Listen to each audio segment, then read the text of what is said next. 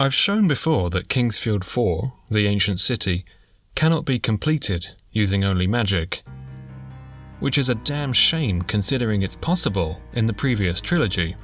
A web in the way, and the level 1 player lacking enough MP to cast the basic fireball necessary to burn it. I didn't want to leave it there, and neither did a lot of viewers, judging by your comments. I haven't managed to find a trick or any glitchy techniques, but those aren't my style anyway. The plan is, we're going to beat the game with as little melee fighting as possible. We only need to kill one enemy in the starting areas to open up the ancient city and make our magey adventure possible. What worries me is this the only barrier to a pure mage, or will there be more checks and problems that prove insurmountable? Is there enough MP? The fourth game isn't as generous with magic as its forebears. So let's do it. The last true Kingsfield game. Released in Japan end of 2001, only a year after Eternal Ring, and considered by many to be the best in the series. But first, what's in this chest? Before we get going, we have to respect the classic FromSoft tradition and let the game kill me at the start. It's an offering to the From Lords. So, a little refresher. Why can't we get past the early game with magic only? A door in the chapel blocks our progress. It's covered in a spider web. The only way to remove it is to burn it away. And the only fire source at this point is the fireball spell. At level 1 you have 0 MP, that's your maximum. Our character, Prince Devian, is quite devoid of magical ability. Learning a spell from a crystal increases maximum mana by a whopping 1 point. The starting area consists of the village, the mines, and part of the catacombs. In these areas there are only 2 such spell crystals available. Not enough. There is a speedrun trick that involves using an item or crystal at a precise moment while falling to cancel out fall damage. The well in the village hides a secret, which isn't the biggest surprise. However, using this trick allows for early access beneath the well. Well suited to speedrunning, I am not. There is a third spell crystal down there, but that still only brings us to 3 MP, so it still wouldn't be enough. The only choice is to melee kill an enemy. My aim at first is to kill a single, solitary one. We may not be able to finish the game magic only, but if we must break the rules and use melee, I want to do it as little as possible. One enemy then, but before we get to it, let's explore as much as we can, and grab anything that can help us. Like last time, I looted the village ruins again, grabbing pieces of armour. Because as much as we're all pro gamers who love to dance around enemies, being in one's birthday suit doesn't do much for our longevity, especially when we can't fight back, and the character in KF4 moves like he's walking through treacle. That's not a complaint, as I'm not a reviewer. Beyond the village we meet an old man staring wistfully at a broken bridge across a ravine. There's not much we can do for him, so it's downstairs to the shop and immediate theft of a cool 80 gold from the owner. There's barrels down here and a boarded up hole, but we can't break any of this yet. Our starting strength with the starting club doesn't do enough damage. To begin Kingsfield 4, just like last time, we need to find a rock of life in the mines and give it to this girl, so she can give us the fire crystal and our first magic spell. Someone spilled a bunch of strawberry jelly treats in here, and our man the young Prince Devian is apparently allergic to getting sticky feet. He gives up and immediately dies. I could blame my own bad play of course, but where's the fun in that? On our second attempt we get through, down to the lower mines, and this might be the FromSoft record for the fastest ever poison area. It's a well-established meme that From sure love their poison swamps, but even for them this is early. Fortunately, navigating the bonds correctly means you won't end up feeling green. Oops. Well, at least I can just cut through the goop now I'm already poisoned. Or not. Before going for our third attempt, let's remember to meet the girl and grab some antidotes from the little cave next to the shack. Wow, the early game really doesn't want us to get started. Right, that's the antidote sorted, but we're still scrounging as much gear as we can from this early game area, so it's off to the Palace of Oath for another early From classic, the Tough Skeleton Secret Wall Surprise. It's in every Kingsfield. These skellies will end me with a casual flicker of their blades, so we nip in, nick a shield, and nip out. I suppose the idea here was that a gutsy player would take on the first skeleton, potentially win, then their reward is the trapped treasure chest, and a screamy skelly death. We meet the thief, whose name is Chad. Really, man? Chad? Anyway, I try to filch the gear around the other side of the chapel, and get bear hugs from bear bugs. What a way to go, man, this is horrible. But we don't give up, and manage to gradually squeeze our way to freedom.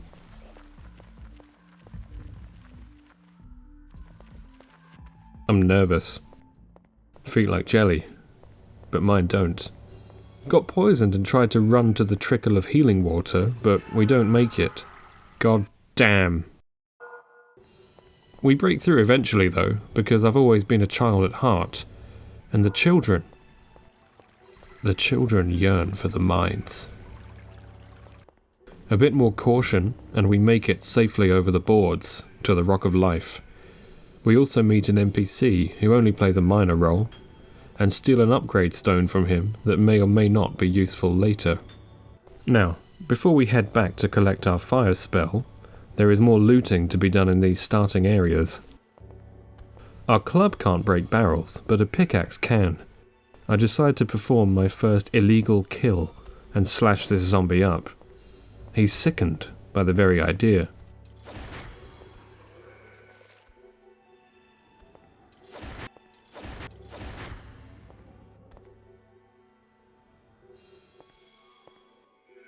Barrels, boards, can be broken, but the rules, we shouldn't break. Not if we can avoid it.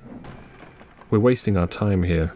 I would soon realise that the shopkeeper sells a Morning Star, which we can use to break things, so everything I do with the pickaxe, the smashing and looting, we choose to erase by loading an earlier save. I couldn't face the mines again, so when I went to buy the Morning Star, I noticed the boarded up hole next to the shop had been opened. The old man we saw earlier has apparently found a way to move forward. Forward to another locked door, another church. The old chap wants to return to his family, but there's no family here, nothing save a graveyard. Oh.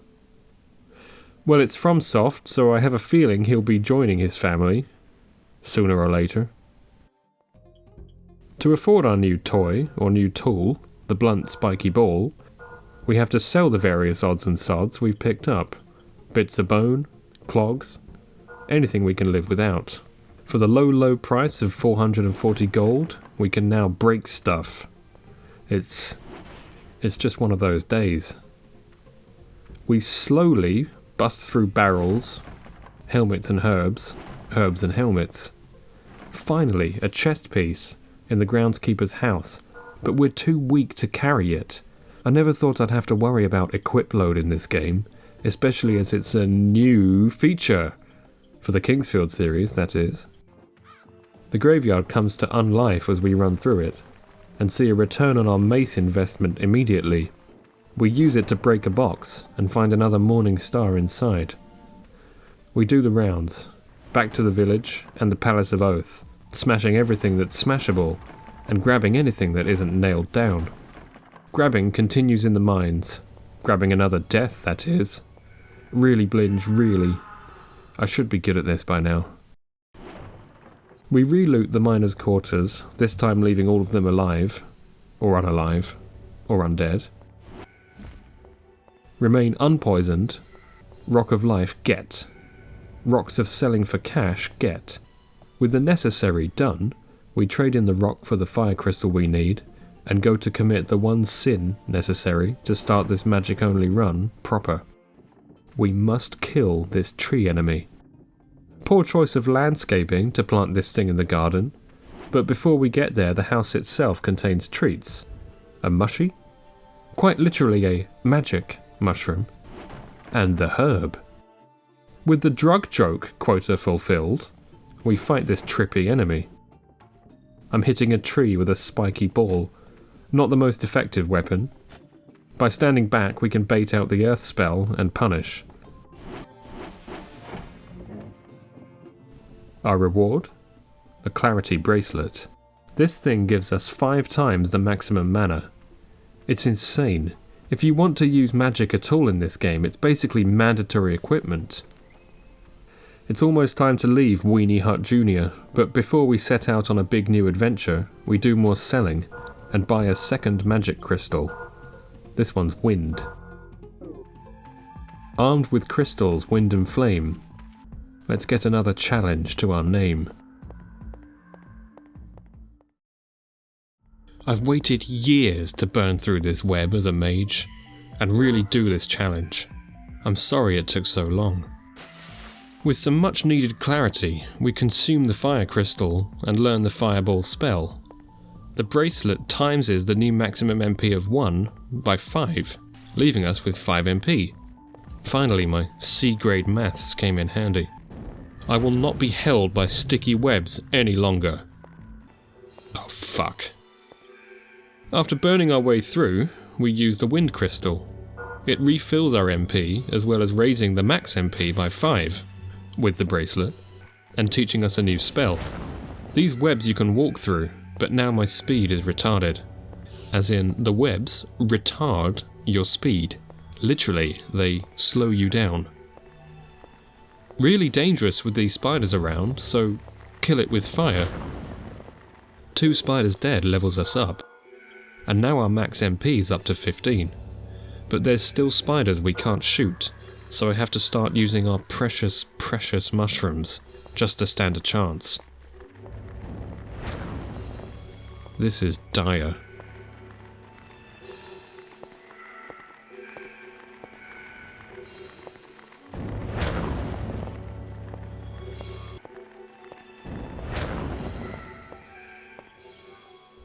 Another mushroom, and the final spider is silenced. Level 3, max MP now at 20. Now we really are dungeon crawling. We meet another ill-fated soldier, apparently wounded. The spider's curse wears off just in time for us to be rescued by a save point. From here we can head towards the city, or explore the catacombs. We choose the latter and immediately find a mushroom. We're at the point where finding just one of these things could make or break the run. As for now, they're our only source of magic. Down we go, and find a cool, glowy memorial. We spot a couple more mushrooms, and decide to clear our way to them.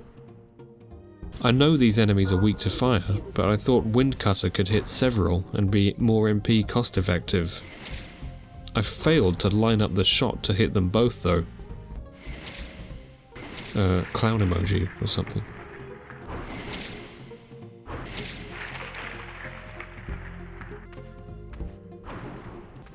Picking our way through, we proceed past a skelly surprise and into familiar surroundings, in case the music wasn't hint enough already.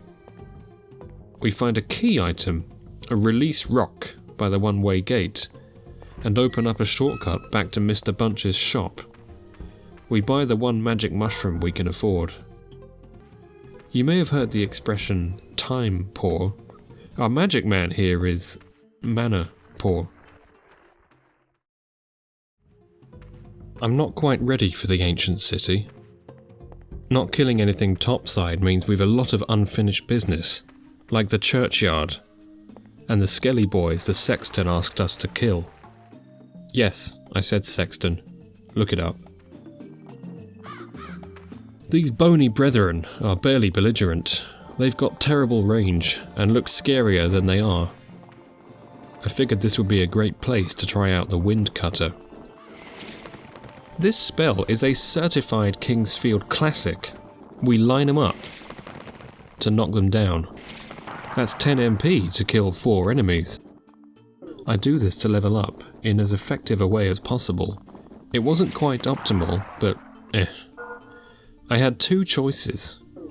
Rush to the point in the game where you absolutely need to kill things to proceed, hoping to find a better MP source, or level up where possible so that we can survive easier and have higher max MP to play with. I opted for the latter. If you're surprised by this sudden demise, you must be new here. Using Dampe the Gravekeeper's key gets us the map he stole from Mr. Bunch, whom we sell it back to. It wasn't very useful anyway. We buy another 2 mushrooms for a total of 4, and head up to the village wall to take aim at another mushy in this bird's nest. I'll gladly spend 5 MP to get an item capable of restoring 50. The same applies for the dragon, crystal, fruit, whatever in the palace. Then it's back to the bee zone. I remember my first ever playthrough all those years ago. These catacombs were when I really started getting into the game. Also, did this skinny boy open the door for me? Threatening though they may look, these bone idols aren't so good at chasing us down. Further in we find another old bastard, and as usual, I wonder how people survive as long as they do in this world. A ceiling spider alerts us to a little peephole. We peep a magic crystal stuck in a web and free it with flame. We then use the one release rock we have. Need to find another. The pool of water near the old man looks promising. Would you drink it? Probably not the best idea. We're now poisoned up to the eyeballs, and Xojiji gives us a late warning. Thanks, mate. The crystal from the web fell out here. It's a godsend because as well as raising max MP, it refills us. We're gonna need it for when we check in on our buddy here and find him zombified, possessed by some bug. Curing him would apparently take too long, so we burn his ass and take his key. Open the door and immediately take a load of sticky white stuff. Only the real ones know. This big old spider is our first boss. I didn't want to be near the business end of that spider, but why is it spitting web from its mouth? They actually spit web more from the abdomen direction. Trust me, I just googled it. What the hell? Anyway, get to the butt. Is usually the strategy in KF games, so round and round we go. Sprinting exhausts our stamina for both physical attacks and magic. Maybe it's like the focus needed to cast. We try the wind cutter first, and I thought it was a good option for this spider bunda because it double taps it. Well, that's it. We're gonna be here for a very long time. Actually, we can't win. Used all of our mushrooms. I didn't want to try the dragon crystals, so we go again with fire, and apparently our 8-legged friend is much weaker to this element.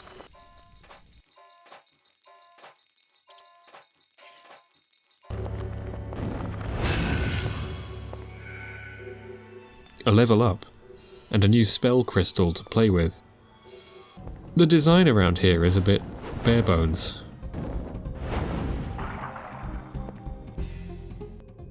But it looks like someone escaped this way. Fall down, immediately hit with an arrow.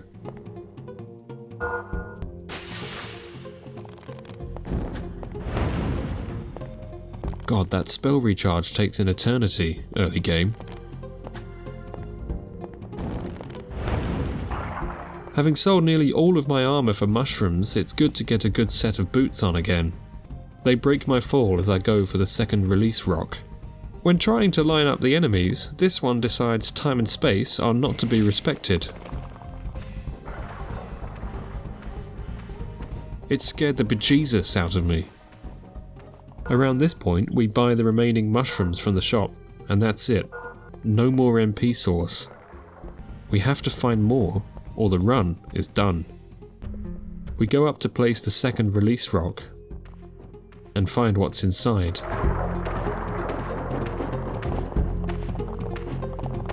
The PlayStation 2 can produce mind-boggling effects.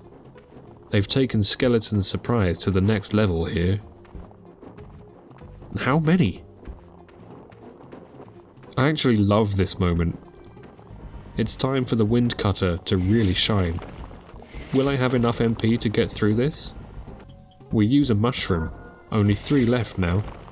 I'd love to line the entire group up, but there's too many of them, and their pathfinding keeps moving them out of the way as they try to get to me. While I'm kiting them, I need to constantly change position and take aim again so I don't get blindsided.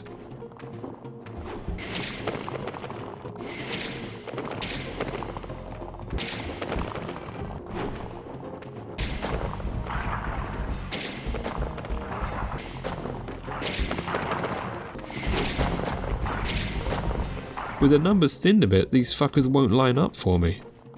Down to 1 mushroom. I noticed that at this point, 1 mushy is no longer enough to fill my MP gauge entirely, meaning they only restore 50 MP a pop. With the bones once more at rest, our situation might be dire. The level ups are nice, but we're down to 1 mushroom, and I still haven't realised that later we're gonna face a hard MP check.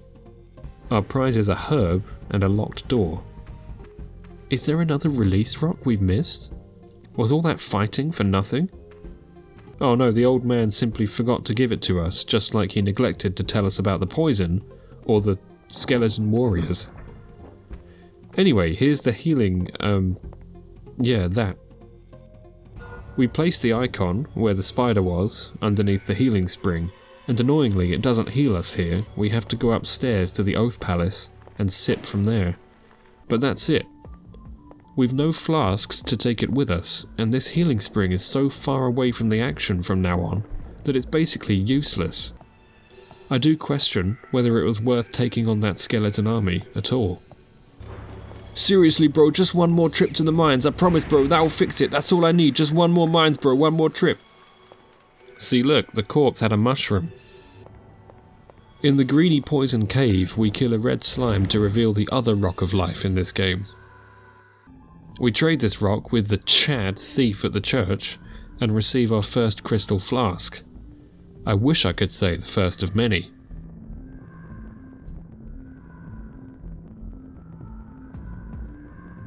The healing spring doesn't heal our poison, so I opt to wait it out.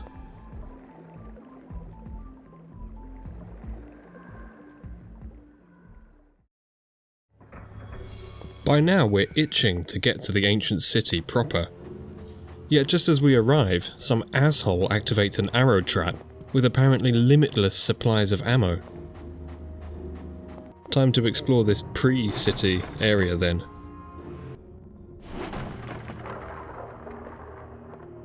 Did you jump? There's a strange glyph on the floor with a window hinting at a secret room beyond. Any weapon we pick up is useful simply as stuff we can sell. Mostly we're evading the enemies still, even as they smash our head in. We still can't commit to losing more MP. Poochie here is locked up. Is he a hellhound? A rabid stray? Who knows? But after dodging this archer, we find a way to release the dog and never see it again. This red keystone we'll have to deal with later. I throw a foolish fireball at the archer, and to my surprise, 1 was enough. Up some stairs, down a ledge, we get to the lever for that large arrow trap, and try to deactivate it. But that soldier turns it back on every time we try. He even ignores us to do so. I consider this a mandatory kill. Fortunately, you only have to disable 1 half of the trap to render it useless. Before we enter, we need something else, in the Hall of Guardians.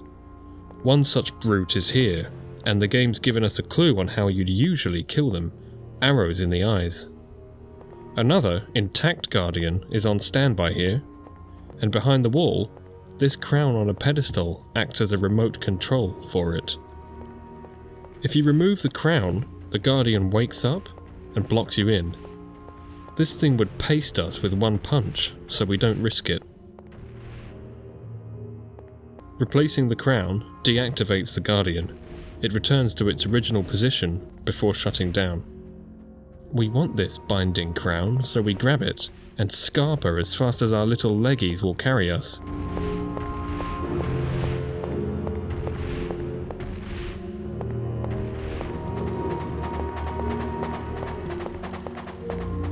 Finally, the entrance hall to the city, but it's guarded by a Guardian, funnily enough.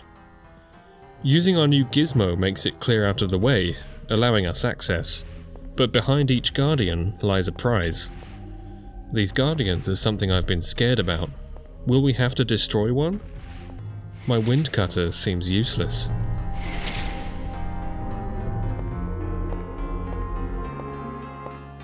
I wonder where the crown of the Sunken King got its inspiration from. Welcome to the ancient city.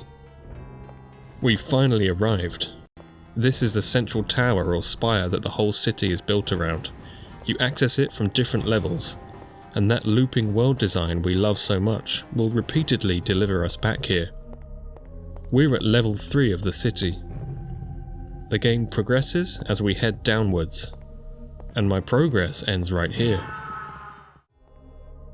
We can't reach the spire as the bridge is raised. We need to find these yellow keystones to lower the bridges and allow traversal, so we're left to explore around the walls of this huge chasm. Guards, slimes, and mushrooms. I got wallbanged. He just shot me through the door, damn it. This is one cursed corridor, but we love us some wind cutter. I spy another mushroom on the floor. It's definitely worth spending the MP to get it. With no reliable source of MP, I feel like a drowning man coming up for air every time I see another one. We emerge to see the central spire again.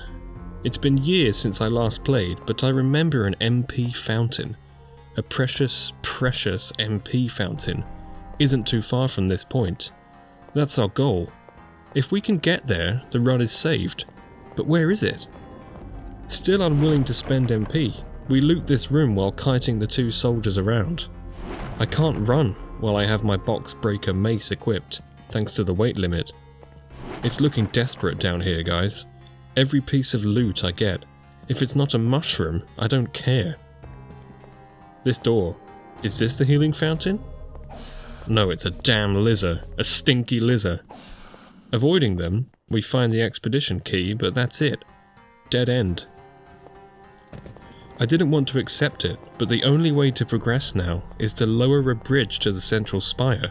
We need one of those yellow keystones, and the only one we can get is behind this Guardian. We left him on standby earlier. To get behind it, we need to wake it up and kill it. Some speedrunners can actually nip past the Guardian with fancy movement and good timing. They bait out the swing and get past. I tried it a couple of times but got my skull caved in. This is why I've been so bothered about MP. It's not just enemies. I need enough mushrooms to cast enough spells to kill one of these things. At present, we don't have enough. I was distraught. I could have sworn there's a merchant in this area, but where is he? We passed a locked door earlier, and considering we're not far from a save point, we take on the soldiers in hopes of a key drop. Pfft, I don't need to heal. We still need that energy-efficient wind power. Sustainable spell casting. Line 'em up. Instead of having Megalixis syndrome, I opt to use my Dragon Crystal, full health / mana refill, in the early game. Sacrilege I know, but hey, use it or lose it. An audible click tells us the door is now open. Turns out the merchant was here all along, hiding from the enemies outside. And guess what? We've got a load of coin, a load of weapons and armor to trade for his stock of 10 whole mushrooms. Fuck yeah! We buy them all.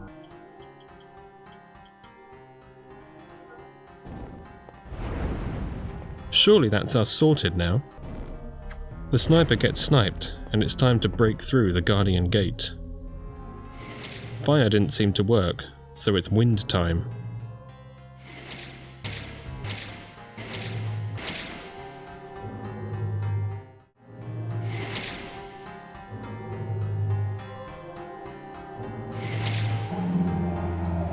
Now, that was so much quicker than I thought. Before, I damn near ran out of mushrooms while testing. But now, maybe it's because I'd leveled up from fighting and raised my magic damage, the Guardian went down no problem. There's no time to lose. We save the game and place the keystone. In the central spire we find the spell wall. This display lists all the elements and shows us which spell crystals we haven't yet found. But back to our search. At the top of this spire is a locked door, so we head to another entrance and see some red xenomorph looking thing beyond a one-way gate. Priest's quarters. What was he, an alien priest? What's going on here? We're close now, close enough to cut and run. The game has one last obstacle for us. 2 xenoboys who don't understand doors. Protect us from the sun that burns us. City of redheads, represent. I'm relaxed now. Our victory is at hand. Up these stairs, and into the light of day.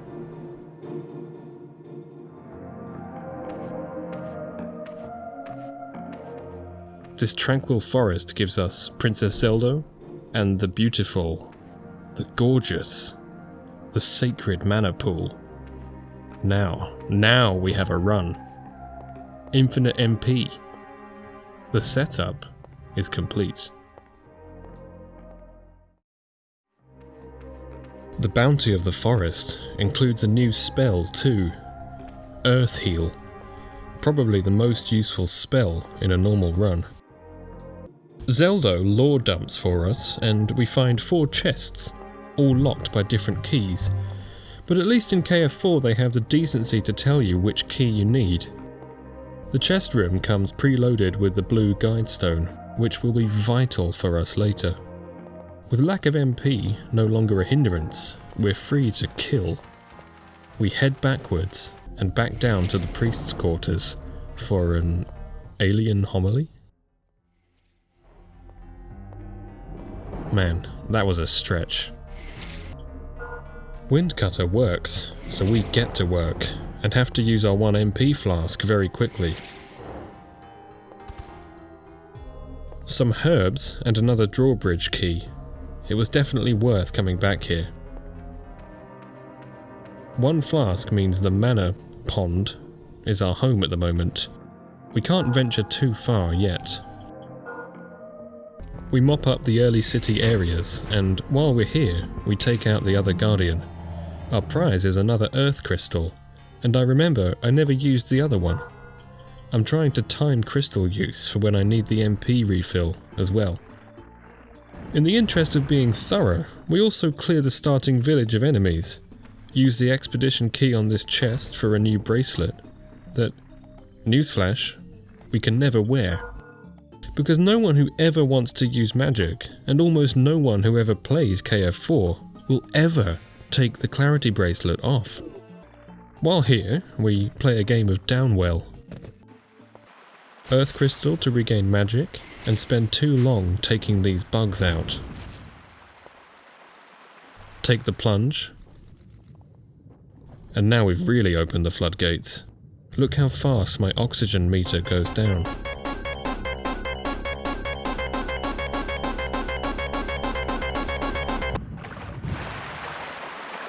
The mini puzzle of the floodgates nets us another spell crystal. This one's water. Our magic power increases from killing this bug boy too. Note magic power up is our general power, and magic level up is when we level the particular spell. Enough. Back to the city, where we place the keystone to drop the bridge for a shortcut, and almost get torched alive by these annoying face birds.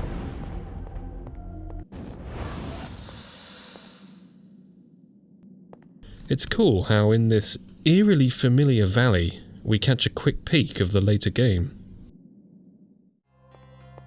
Too scared to venture into these dark halls before, we're now emboldened and can go in. Double bat kill, nice. Then our wind cutter hits its maximum level of 3. Now every cast gives us a double shot. They don't always land, but it's still a huge upgrade. In the dark rooms, a dark crystal, which apparently burrowed its way in here. Another episode of Breaking Box, and Arachnophobes Anonymous. The last area we need to mop up are some more skelly caves.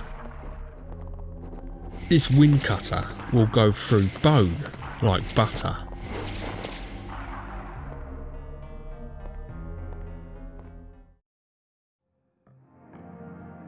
We can't forge ahead until we get this great door open. The king's castle lays within. A friendly golem could open it for us, but he's out of commission. The celestial dew that powers him is in a nearby cave, full of little sanics. They're obviously fast, quite hard to hit, quite tough, quite annoying, more than happy to stick us like a porcupine pincushion. Great, yes Blinge, take a herb's worth of damage in order to pick up one herb. Despite its colour, the water isn't poisoned. We pick our way through while the hedgehogs stick us. Grab the Mountain Dew and start heading back. It didn't feel worth killing these things. Zelda reckons the Mountain Dew will be enough. It is. It's Ghibli time.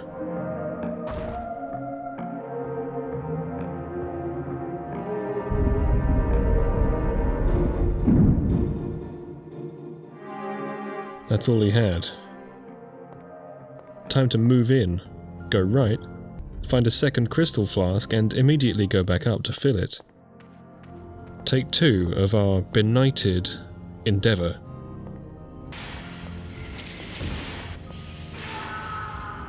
Stone cold killers. I don't fancy taking these 3 on, so we run past. Very slowly, yet still as fast as we can go. That was the quickest castle entrance to throne room in any FromSoft game, huh? Even if the door insults us by calling us unkingly. I nearly get womboed by another pair of knights and decide to fight. Knights. Sadly, the wind cutter's double shot doesn't double hit on this duo. At least they have each other's backs. We tough it out, healing often. You know, I checked the footage, and I didn't get the experience when Knight on the right died to friendly fire. Ugh. Eventually, we reach another priest door. I remember that I want to get in there, but I don't remember where the key is. Time to retreat. Born a priest? What does that mean? You were assigned priest at birth? We head to the lower level of this castle without windows, and encounter a skeletal bell ringer.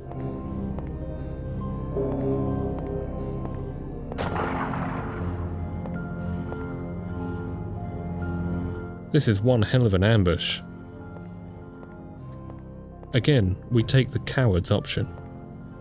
What? I'm a mage! Beyond, we find the Chad, thief again. Now he's selling his ill-gotten gains. Such wares include 50 mushrooms. I think we're set. Even the paltry amount of flasks available in this game can be offset by just buying a fuck ton of mushies off Chad. A quick look downstairs reveals not just a save point and warps, but we unlock a door that leads to the top of the ancient city spire. We are so back. Back upstairs to the ambush, that is. Time flies like an arrow, fruit flies like a banana. From loves its skeletons. I think over time, you learn to love them too. A certain indie dev certainly does. There doesn't seem to be a best angle to approach, and I'm still trying to line them up. Hiding behind pillars helps, most of the time. And I'm happy with that triple. Beyond is a mausoleum, bodies elite enough to get fancy tombs. Let's open one and see what's inside. No, I said open one, not all of them. Rise from your grave. These skellies are a bit faster, tend to sneak around you, and have better reach with those greatswords. I often take damage due to my insistence on lining them up. When the shooting ends, the looting starts. The priest's key. That's vital to our quest. The first place we use the key is topside. Near the fountain, there's those 4 chests. The priest chest reveals one of 4 black eye orbs we need to collect throughout the game. Back to the king's palace, where exploration continues. Nope. Wrong neighborhood. My nose for loot sniffs out a shield by some... Are those beds? Or just random slab decoration? We evade the frosty nights and enter the darkness. The Room of Whispers. What words are spoken from above?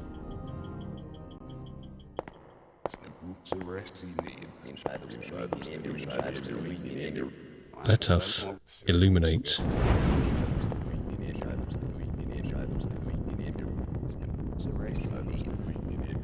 Let there be light, Crystal.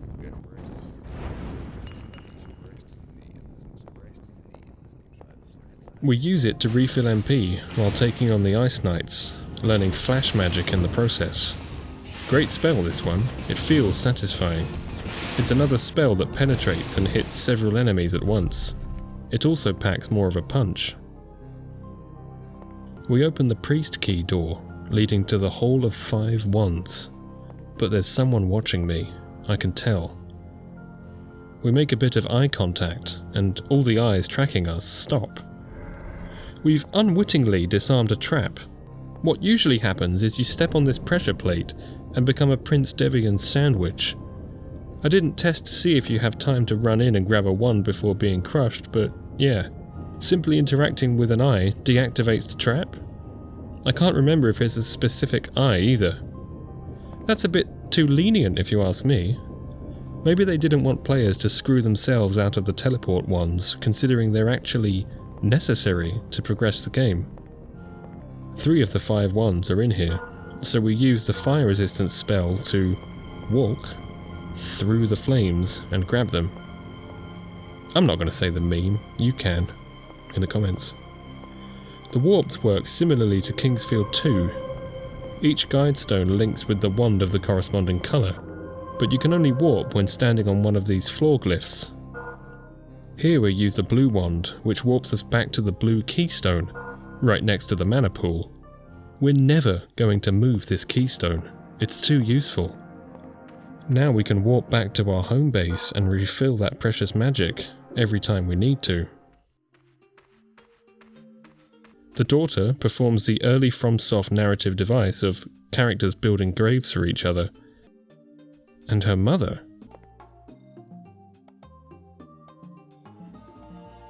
That ungrateful hag. We saved her life and she says to leave us alone. Fine. And of course, that miner we saw earlier is dead. No explanation.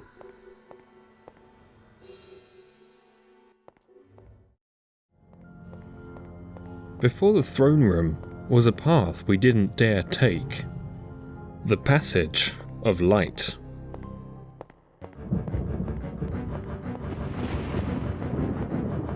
This music wouldn't be out of place in a Doom WOD.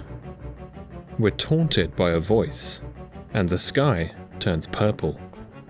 The only way to proceed in this hell on earth is through this hall of plasma lamps that hurt you. The huge armoured enemy also hurts you. Had no idea what this guy's called, or if he's a boss or not, so he's in my notes as Crazy Knight. Points for originality, huh? I had no delusions of getting through here. The purple curse effect weakens us, and this area has an additional MP drain that slowly robs us of our only way to fight back. I welcome sweet death. We take a darker path instead, the neighbourhood we noped out of earlier. As with a lot of enemies, I try different spells on them, see what seems to work better. Flash, Fireball, they seem okay. Flash even hits level 2. But when hit by Wind Cutter, they backstep to escape and land straight on the second projectile. Yep, Wind Cutter it is. Further into Goblin Land, look at them staring. Triple kill, let's go! Line them up! One paralyzes me, but we're lucky enough to have a forest root, which we somehow consume despite our paralysed body. If we were caught lacking, those gobbos would have torn us limb from limb. With more armour looted to wear or sell, it's time to move on to newer Passages Green. First, we place the red guide stone at the top of the spire, near Chad. So, one warp at the magic source, one at a merchant. Thing is, we found 3 wands earlier, red, blue and green, but we never found a green guide stone. This is actually the only way to progress. We use the green wand, and it teleports us to a new area where the green guide stone is already placed. This time, with fire xenomorphs. Soon enough, the welcome party is dispatched, and we get going. Our path is blocked by rocks, many of them in liquid form. Perhaps crazier than Crazy Knight is a guy I call Map Knight. Yeah, move aside, Shovel Knight. This doofus got lost, so he's scratching a map into the floor with his lance. You can't help him, as far as I know. I wonder how long it took to draw this sodding map, while skelly soldiers slobber over him through the window. We head upstairs, looking for the source of the lava, and get chased downstairs by a Xeno, who's less interested in us than he is in making love to the corner. The lava comes from these stone faces. My old flame. Let me approach. Let me feel your burning hot lips once more upon mine. And yet, I can't reach them. Alas, rejected, once again. As they reject my spells too. I've since tried nearly every spell in the game. You can't break them with magic, you can't hit them. You have to attack with melee, so the lava will remain flowing, it seems. It's too hot to handle. So, let's go a different way. Through this door and... Is this Xeno pogging at me? I don't know when I too was infected and started using the word pog as a verb, but it's too late now. Verb, to pog. It's regular, meaning the past tense is pogged. I pog, you pog, he, she or it pogs. Again he's all aggressive, then he's getting this corner pregnant like the bottom G. Stop that. Verb, to yeet. New words are usually regular verbs, meaning the past tense just ends in ed, but I propose that yeet be irregular. I yeet, she yeets, but the past would be yote. I yote myself down the well. What do you think? We found a way out of the city, across the void. Against my better judgment, I take on the birds. This settlement has a different vibe. Who lives here? The Xenos? Whoever it is, we're very unwelcome. And fighting our way in leaves us low on both health and magic. We're saved by a save point, and the most obvious secret wall I've ever seen. We're extended. No flasks left, but we gulp down a mushroom to keep fighting. It's a struggle in these windy passages. Eventually I tap out, walk back, and take another path. And again. This time we make it and unlock a shortcut back to the central spire. This would mean we no longer rely on the green wand to get out here, but as we can't turn the lava flow off, it's not an option for us. It's been theorized that you can soft lock the game here, even after saving your file, essentially making the game impossible to continue. The idea is, use the green wand to warp to this new area, then remove the green guide stone, therefore breaking the warp. Then, without opening the shortcut, you use a glyph to warp back to the rest of the game. You now cannot warp to the new area as you've disabled the warp. Game over? Well, it seems FromSoft thought of this and added a failsafe. If you try to wreck your game, the shortcut will open no matter what, connecting the areas and allowing progress, so you cannot softlock KF4 in this way.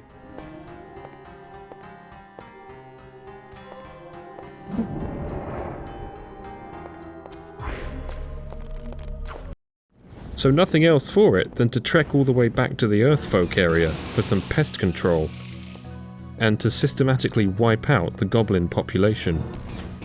When I say Earthfolk, I mean dwarves. This is a dwarven settlement, and the goblins apparently won that particular war. There's some kind of clan meeting in the graveyard which we're happy to crash and flash. The last grave conceals the Earthfolk's key, which gets us an Earth shield. Good for blocking Earth damage? You really don't have to worry about defense against damage types really, just wear whatever has more blue numbers and job done. I did think at some point that certain armor pieces would increase our damage for elements of that type, but sadly it seems to be only defensive. The dwarves could have used a bit more defense. We press on, wondering where they've gone. Where are you going, little bug? Oh, this one breathes ice? I love a new enemy type. An ominous door. This area is cool? Shut up. It's really not. I hate it. The bug-infested, frozen foundry. Let's leave. Grab the red guidestone back from the city. Run back here and place it. Now I can warp between the dwarven village and my home base. Out of the way, my little pogchamp. In the ice area, in a room infested with bear bugs, we spy a spell crystal behind rocks. We can't get it yet, but remember that it's not ice in the way, but rocks. There's a lot of them, but we can handle this simple bug enemy until... What is that? It's spawned in right behind me. That's some Shadow Tower shit. It's probably weak to fire, right? Yeah. Warp glyph, save point, and a guidance statue. The convenience combo. Hope I can find my way back there later. I'd place a guidestone, but I'm not carrying one.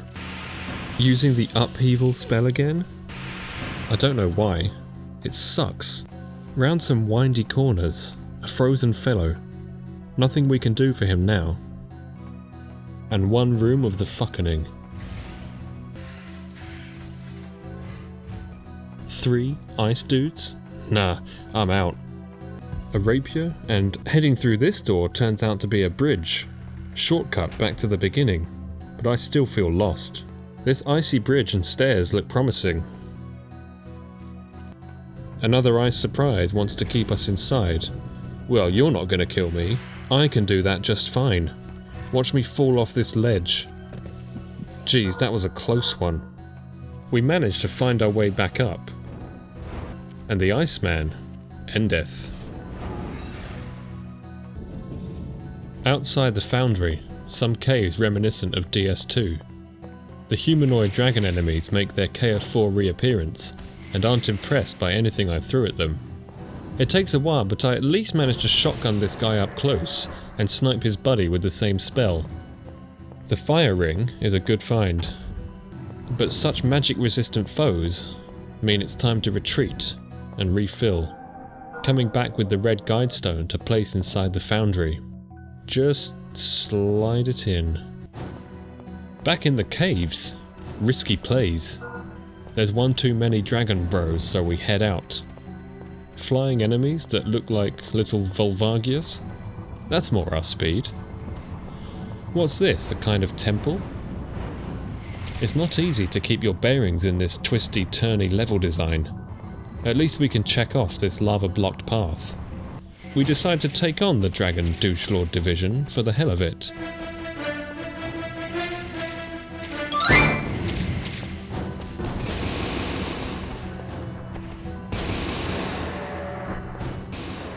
ashes to ashes.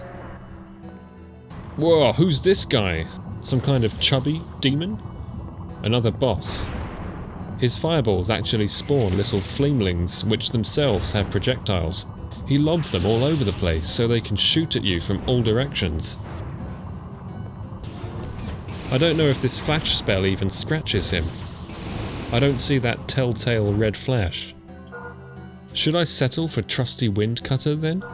We opt to repeatedly cast fire resist and just aim at the big boy rather than waste our time taking out the minions. He stops to ponder us, but with death, you're finally free of your thoughts.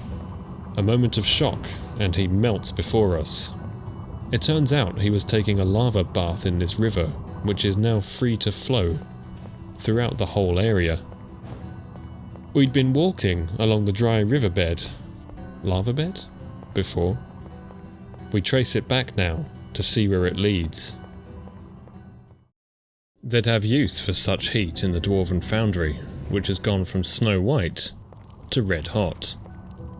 It's a bit harder to traverse now. Ice bridges have disappeared.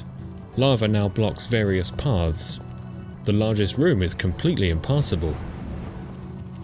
It's all too much for this bear bug to bear. Bug. Beyond the save point, a sword is having a nice relaxing soak. I guess it hasn't melted because fantasy. The movement speed is so slow that I do that strafe and run thing to make corners go faster, and like the world's slowest race car, I spin out of control somehow. The room of the ice fuckening is now empty, and it seems we've thawed this dwarf, who turns out to be a blacksmith. Kind of a stereotypical role, huh?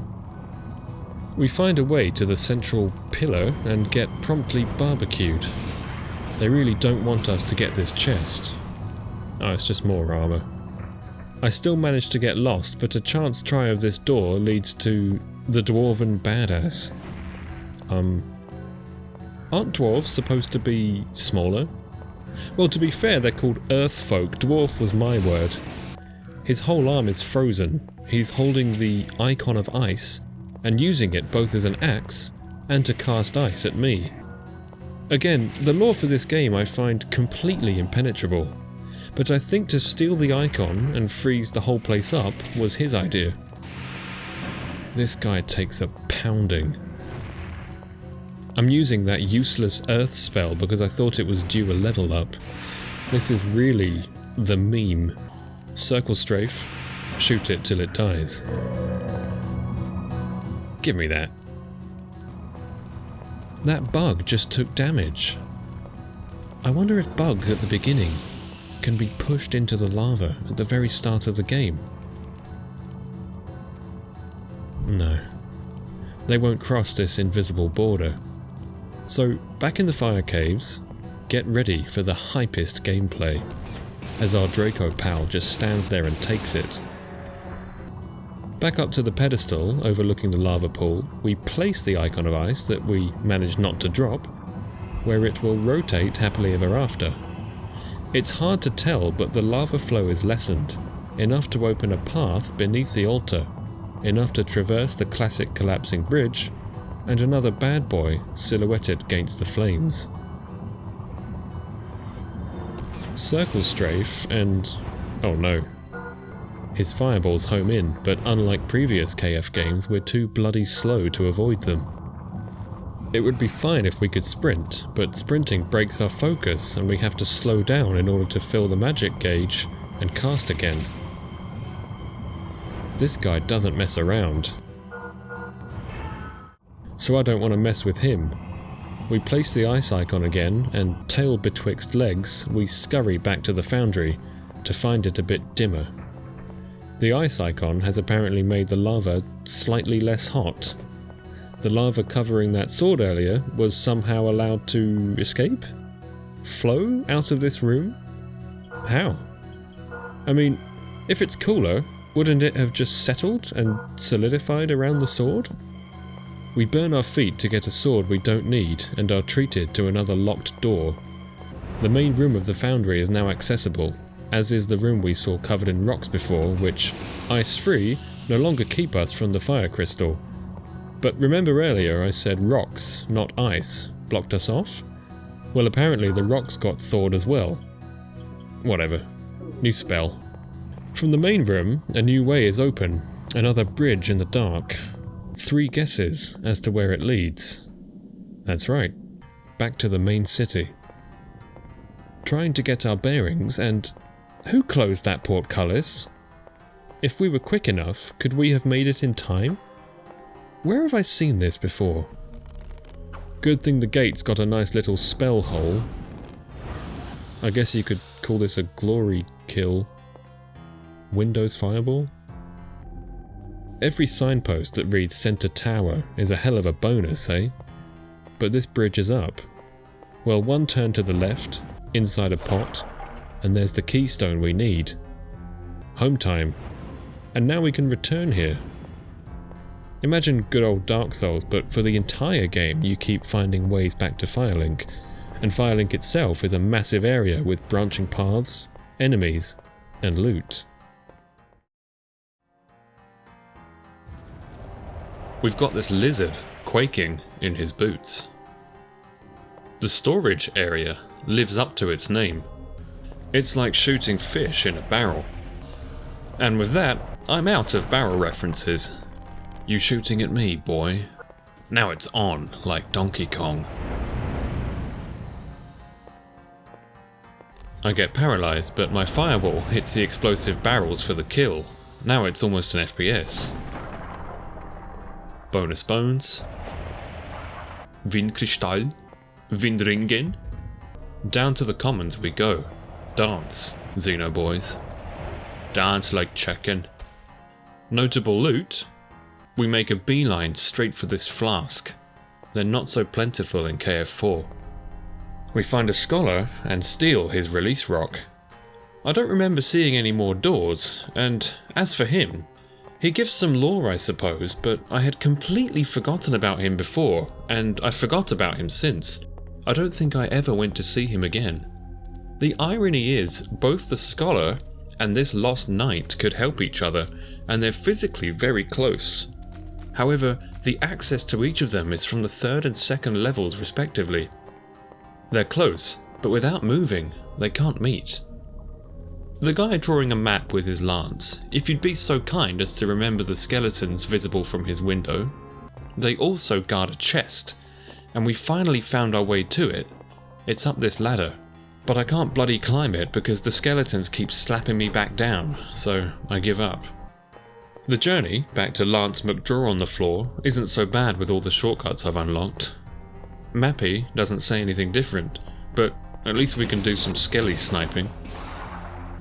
As we're close, we stop by the Earthfolk's village to see the last remaining Earthie who yet draws breath.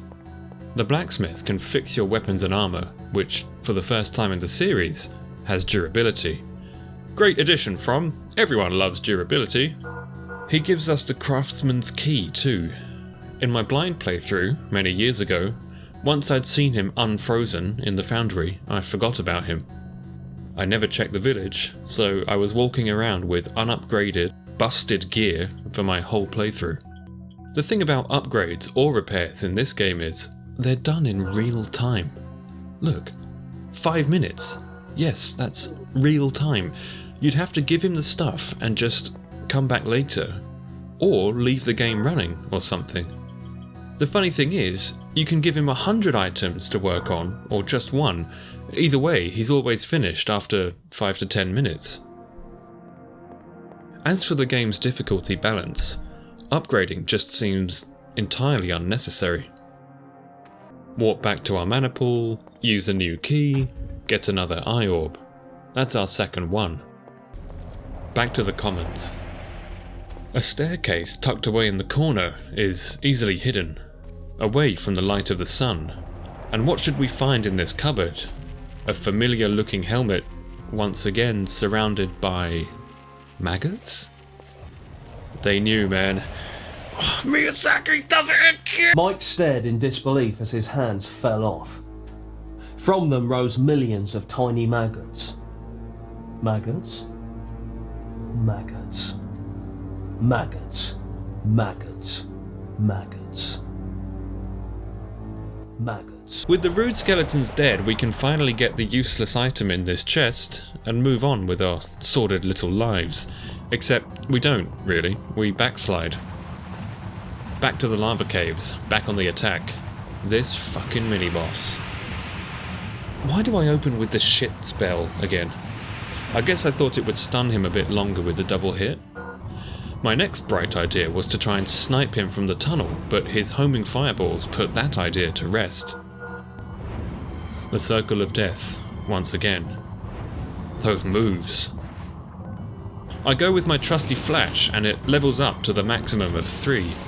Peekaboo doesn't work. Not sure why I tried it again. This time, it really doesn't work. He follows me into the tunnel. We opt to just tough it out, blow through resources, eat the inevitable fireballs, but dodge his other moves. After 7 minutes, we claim this awkward victory. Worth it for a spell and a fire-resistant chest piece? I think so. Now we're ready to get on with our sagacious salient, seeking secrets in subterranean streets. We're finally exploring level 2 of the city. You go downwards, 3, 2, 1, and beyond. The altar will become the gateway to evil. Nice bit of foreshadowing there. Okay, one more Xeno boy. Oh fuck, there's 3 of them. Man, this one guy is messing me up. I can't let you get close. Please stop. I can't let you get close. Can you hear my...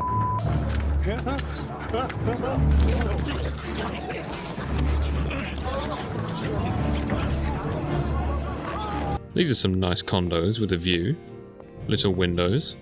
I opt not to snipe, but release the rock, take the fight inside, until the fight comes outside.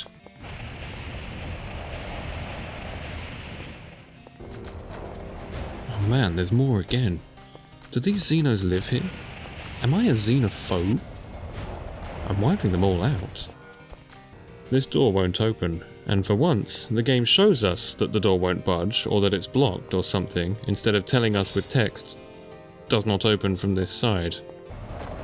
Beyond yet another graveyard, we find yet more caves, yet another merchant, and we engage in yet more selling. We make bank, and invest in some more mushies and the yellow wand. Now there's only one we've yet to find. Also, a staggering 67 herbs. You never know. After all the little bugs, it's time for the big bug revenge. A thoroughly unthreatening boss. My newly leveled up firewall burns through it quickly enough. The falling debris it attacks with doesn't bother us.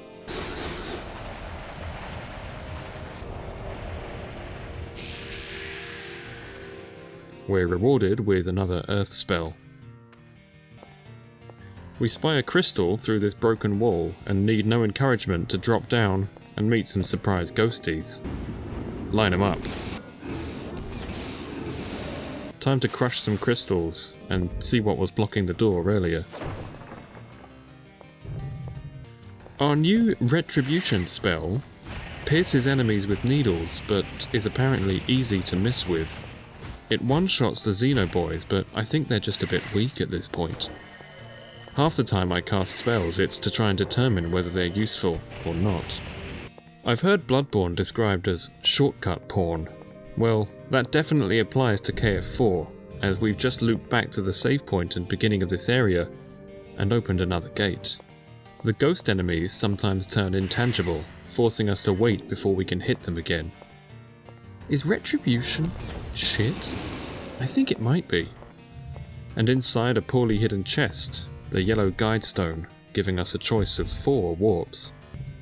Another door leads to the central tower. We lower the bridge, and now have access to level 2 of the city centre. A save and warp convenience combo, and up these stairs we open a shortcut back to the level 3 tower and its magic map. It's all connected, baby. What's this? Raining fire? The stone faces have foiled me again. Worst ex-boy girlfriends ever. Alright, Rayman. We endured one fire, only to move forward and nearly cook ourselves. Good thing about these mobile suits of armour is, at least they always punch up. From the ground, that is. They'll be downed and then hit you with a sucker punch you're not likely to forget. Flash or light magic seems to work well here.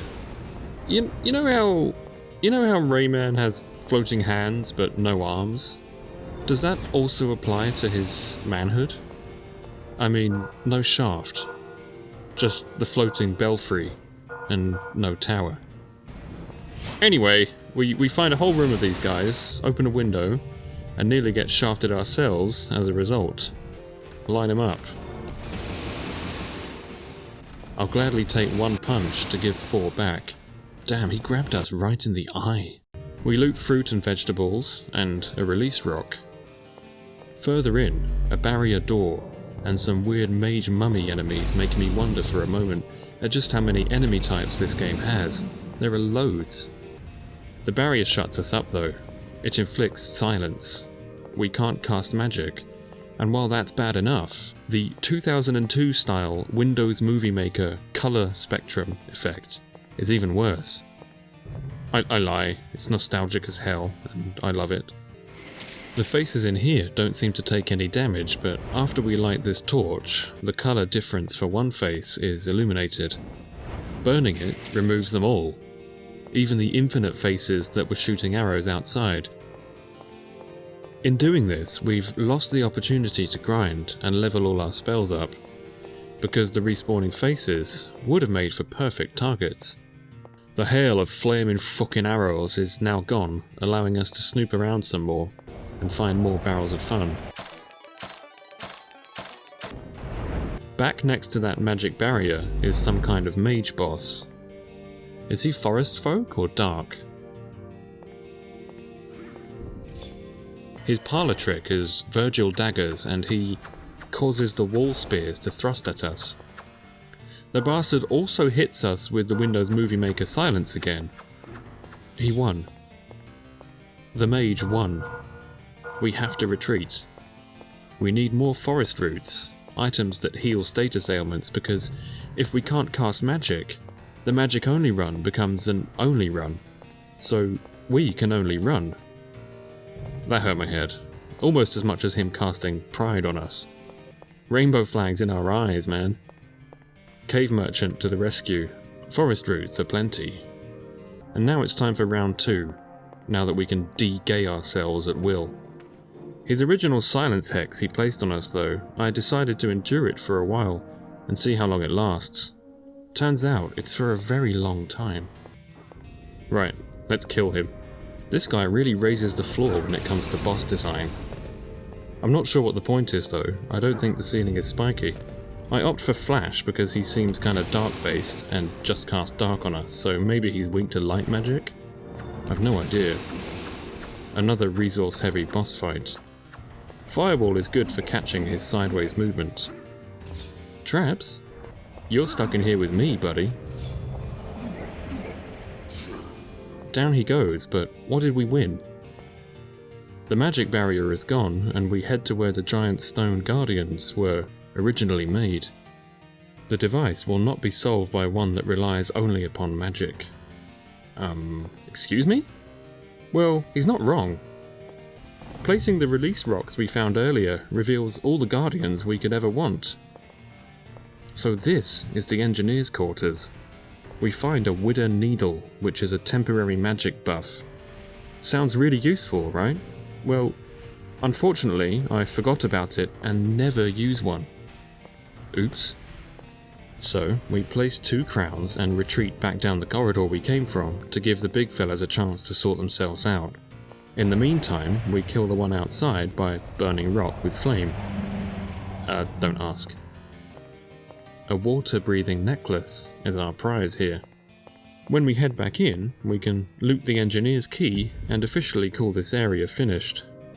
Another main key found. Another chest in the forest opened, and the third of 4 black eyes has been obtained. However, we're about to receive another black eye in more ways than one. From an innocuous door in the South Commons, we once again find a bridge across a valley, and with the flying enemies and reddish tinge to the place, I'm reminded just a bit of the Valley of Defilement. Another crestfallen knight, one of Swordmaster Septiego's more trusted men, is sulking, having lost his sword. I wish there was more to him as a character, but nope, that's it. Welcome to what I call the Widder Caves. With some of the creepiest music in the whole series, defo a hairs on the back of your neck raising moment, especially if you were playing at night by the glow of a CRT screen. The Widders are these lizard people, or various reptile-like enemies. From love their lizard men. We see the entrance to the palace immediately, but it's blocked by two huge streams of flame. You're supposed to search around for items that act as a key to turn this barrier off, but we don't actually need to. It's possible to tank the damage. I'll be damned if I don't explore, however, so into the caves. Nearby is a makeshift shelter. A wooden wall built into the stone. Don't ask me who put it there. It can't have been these remnants of the expedition, can it? The soldiers are wounded, defeated. They lack the will to fight on, to save their swordmaster, apparently taken by the Widders. We're given a thingamy, and the third guy is the recurring FromSoft gag of a fat man NPC who does nothing but eat. He guards his food jealously, and I noticed for the first time that he's eating a giant egg. Don't reptiles lay eggs?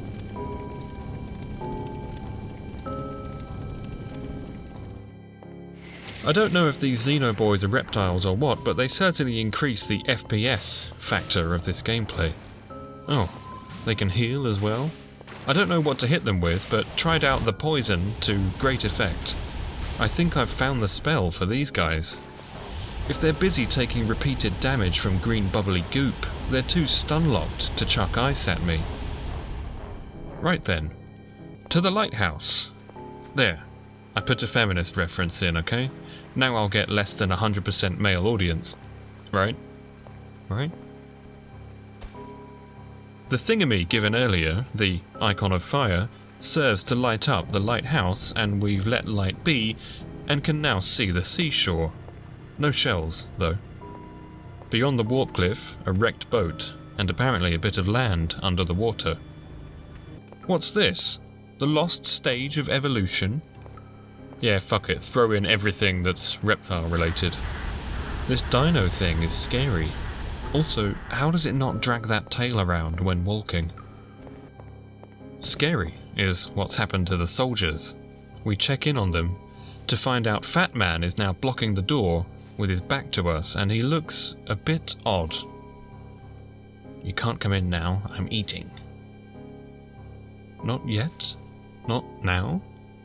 Are we next? My god, he's eaten the other survivors, and look, a forked tongue flicks out from his head. Usually you can batter the door down with a strike and kill him in the process, an act of horrified revenge. But with our magic, we can't seem to touch him.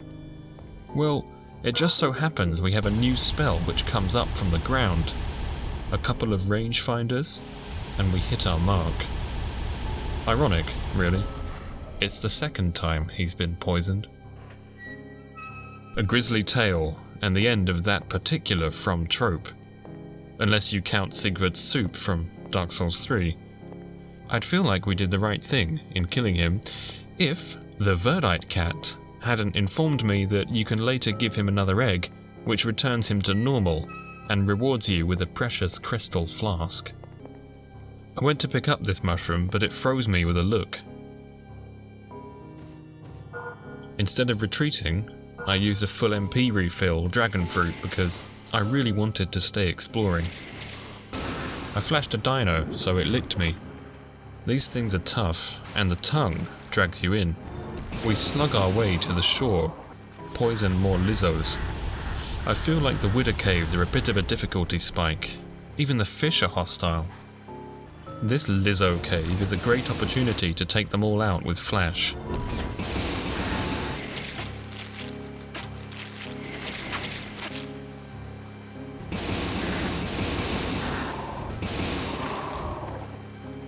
All that for the tsunami sword we can't use. Let's check out the area where the shipwreck is.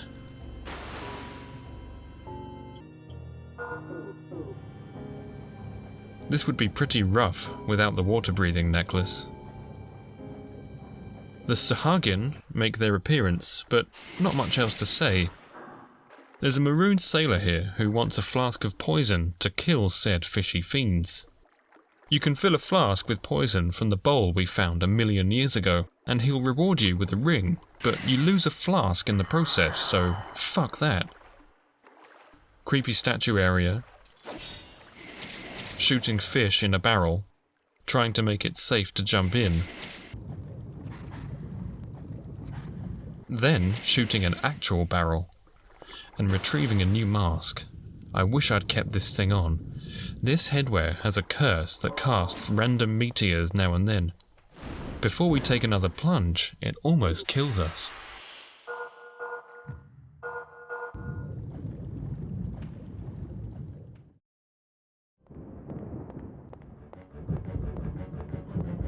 We interrupt the reptilian exploration to have another go at the passage of light. In this deep purple, we'll be tested. The crazy knight faces us once more. Poison is the weapon of a coward. It doesn't seem to do much to him. Without health bars or numbers, it's hard to tell, so we switch to firewall. Was it much better, or had we just weakened him to the extent that one firewall worked? I misremembered that knight being a boss of this area, but it turns out there's 3 of them. There's no point in healing the cursed status here, it reapplies immediately. The knight's wind cutter is easily avoided, but easier still is stepping into the harmful plasma. Now and then we get tagged by either, but we manage to stay out of the range of his blades.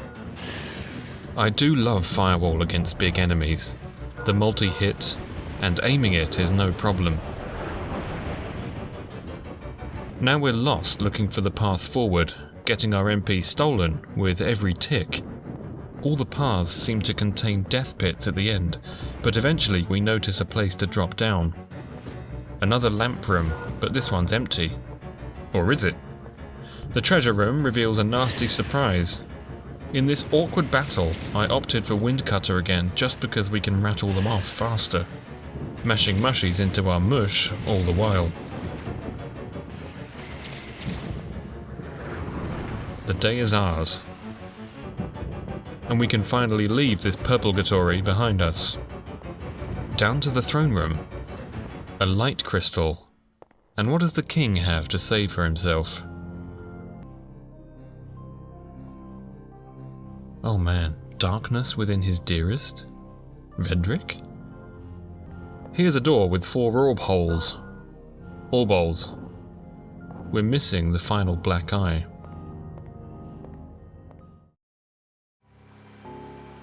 They say the pyramids of Egypt were made by aliens because supposedly we don't understand the method they used to build them. Wow. Just because white people didn't make it, you think it was aliens, huh? Listen, racist. We know from this game they were actually built by the lizard people. We take tentative steps into the Widder Pyramid. Dino Duo don't seem durable. On the ground floor, it gives way. A trapped chest doesn't get us, so we don't plunge into the piranhas below. We get the Widder Ring, another one of the items necessary to stop the flames blocking the palace. The flames we can just walk through. Fighting our way up the pyramid, we encounter an unlizard-like foe. I think he was a member of the expedition and got corrupted by the Widders.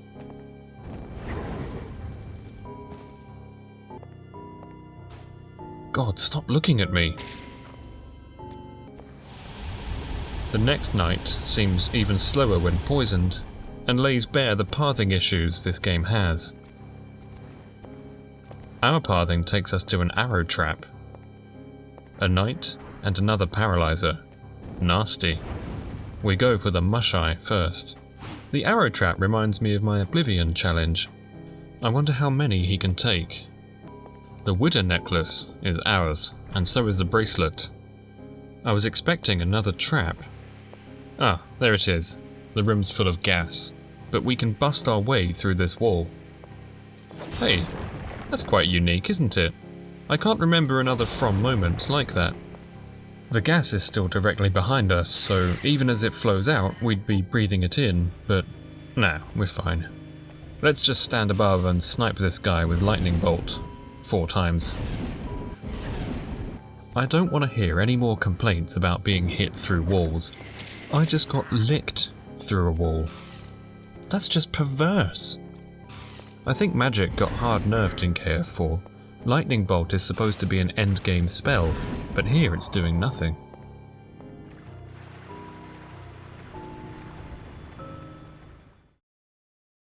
We exit the pyramid and return to the Widder's fiery front door. Donning the Widder Exodia, 3 parts accessorizing, like a lizard queen, we can turn off the flames and gain access.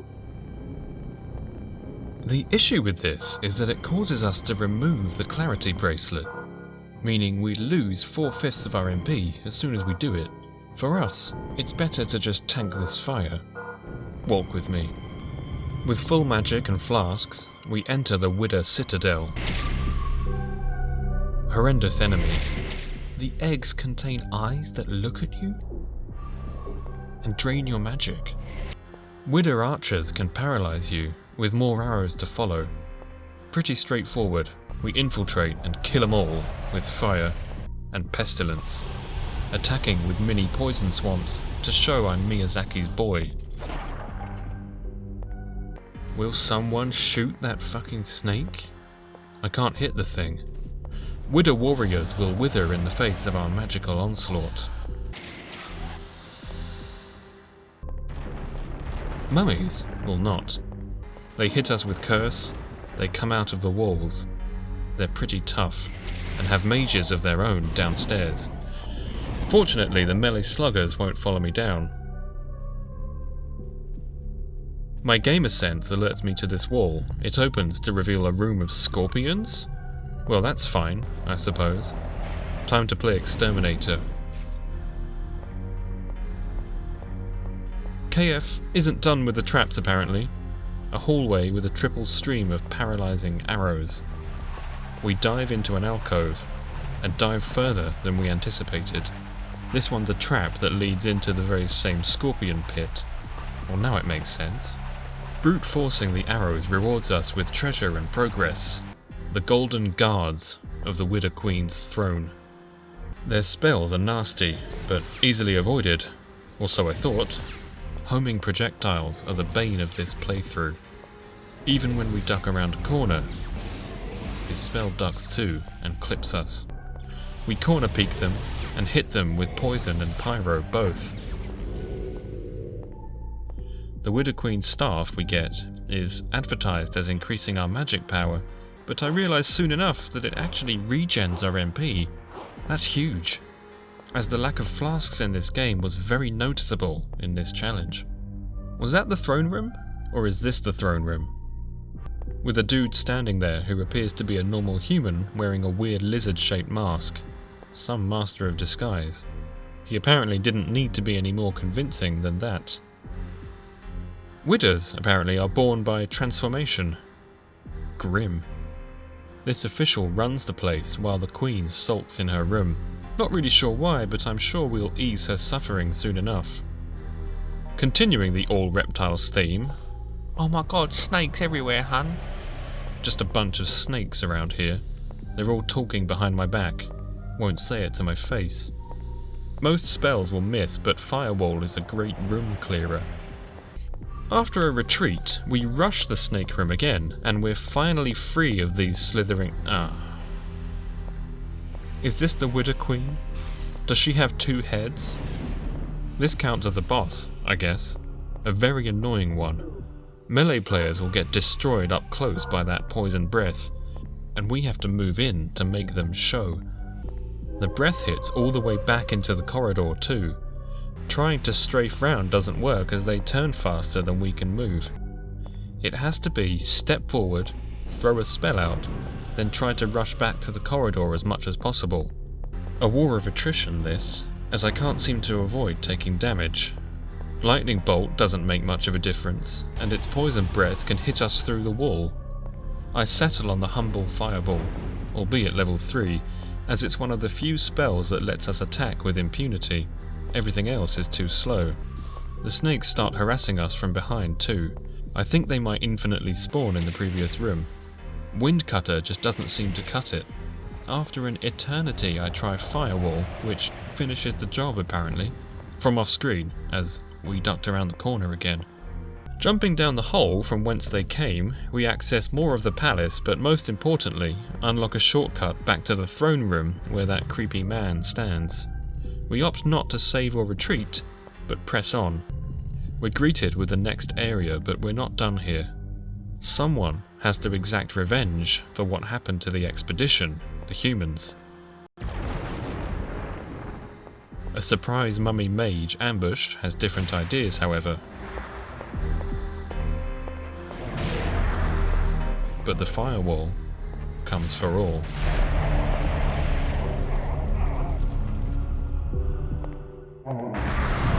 Nothing like lining up my shot, only to get silenced by the other enemy. The humble fireball has a shorter cooldown.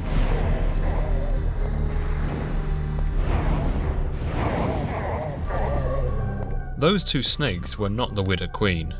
This is she. She is this. Boss. Homing magic attacks, a room full of paralysing snakes, poison breath. She really has it all.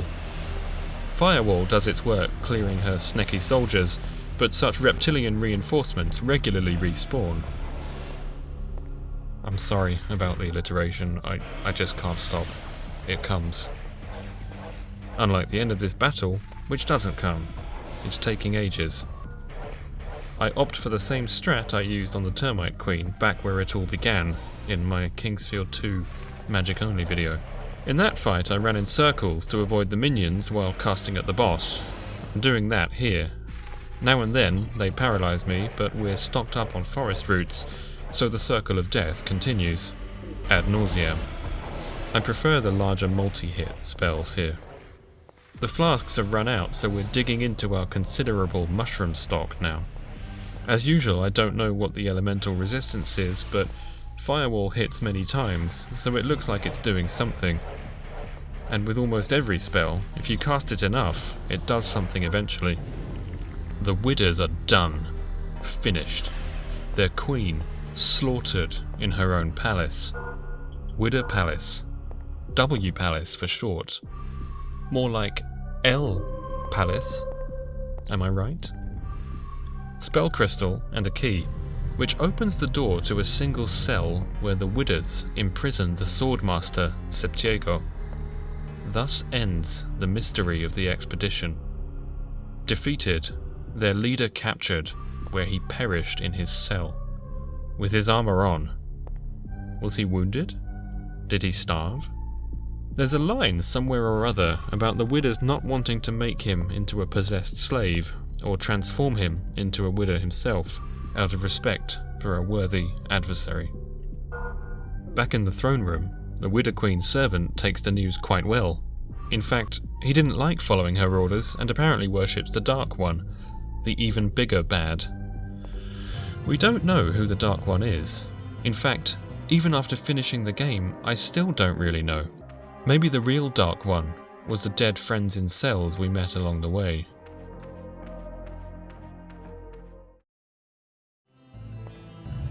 The new fire spell homes in on enemies. I guess you could say it's heat-seeking. And the new area has some banging music.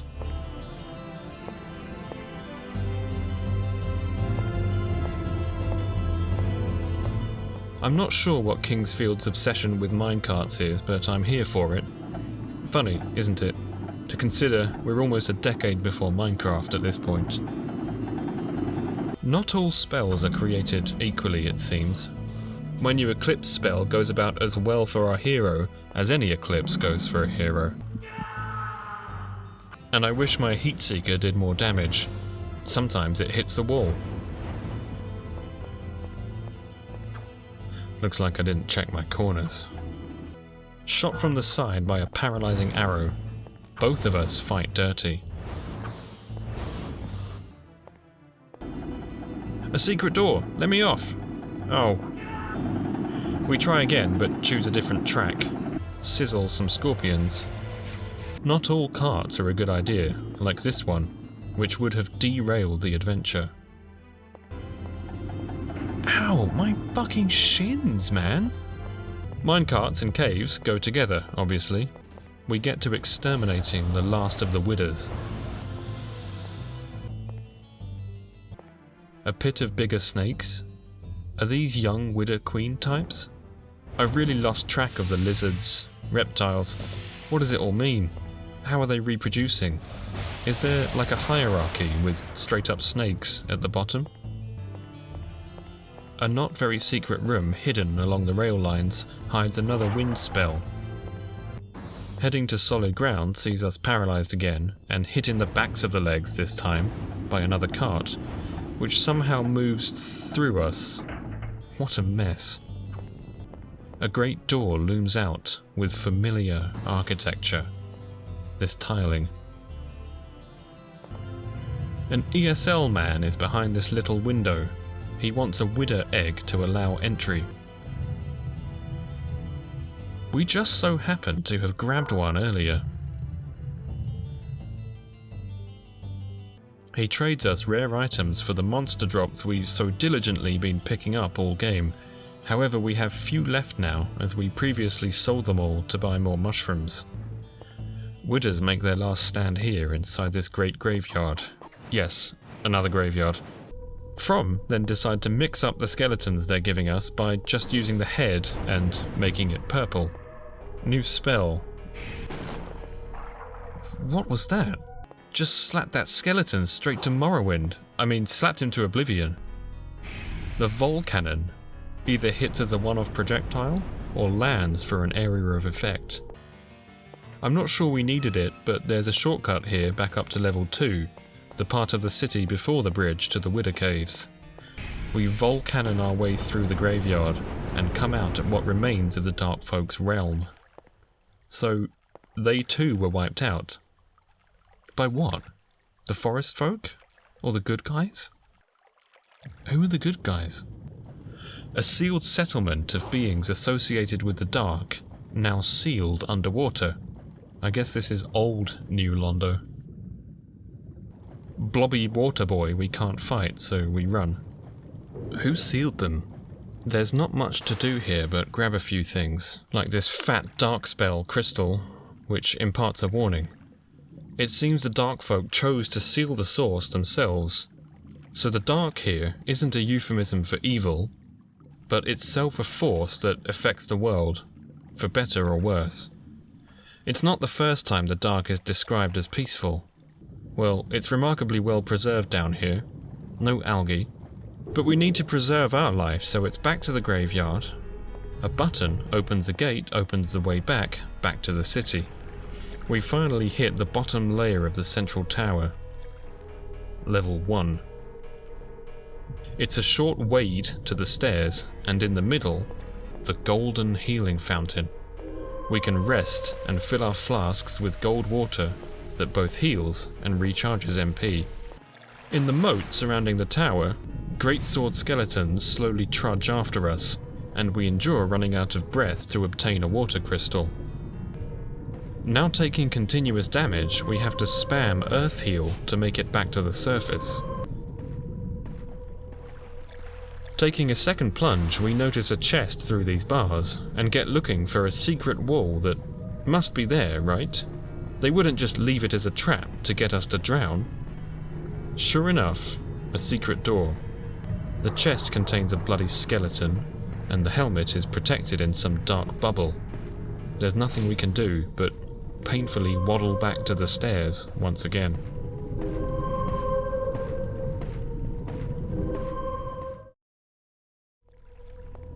Let's get wet. This enemy is too fast for KF4. The player's movement is a bit too slow. Let's get earthy. And weppy. It's the first boss. Now 3 of them in one room, and roaming freely. Let's get poisoned too. I missed a good item in this room. Hopefully, we notice later. Oh no. It's another enemy who's bashed the bishop a bit too much. I like the design of this game. Little stairs and bridges all over the place. Time to invoke some lightning on Jerkoff and the Bow Girls. Or use my useless eclipse spell and half kill myself in the process. Why do I do it? Alright ladies, wet t-shirt contest. Here, I'll help you dry off. Okay, I'm done now. Treasury. Authorized personnel only. That use of words seems a bit off. Well, I get why. We're turned into a pincushion just to talk to Chad, who is standing next to the trap. Totally blasé. Like, well, a Chad. He's already gone ahead and looted parts of the treasury, so if we want that stuff, we'll have to buy it off him now. But I can't be mad at the Chad daddy. He's looking for the treasure of Zastari, or whatever that master thief was looking for, but no one knows. How Chad looted chests with these kinds of enemies defending them is beyond me. There's a seriously tough demon here, one that can shield himself from spells, deny all of my area, and hit like a truck. We get hit from the side by the faster lizard guy. I don't even know if I can call him a widder. Another reptile-looking enemy? 2, no less. We're in pretty big trouble now. Fast, aggressive melee enemies, and a flying mage that casts massive spells.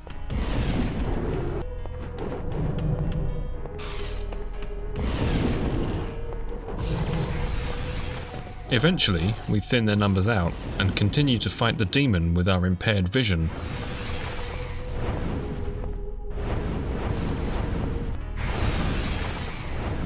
Until I get my retribution.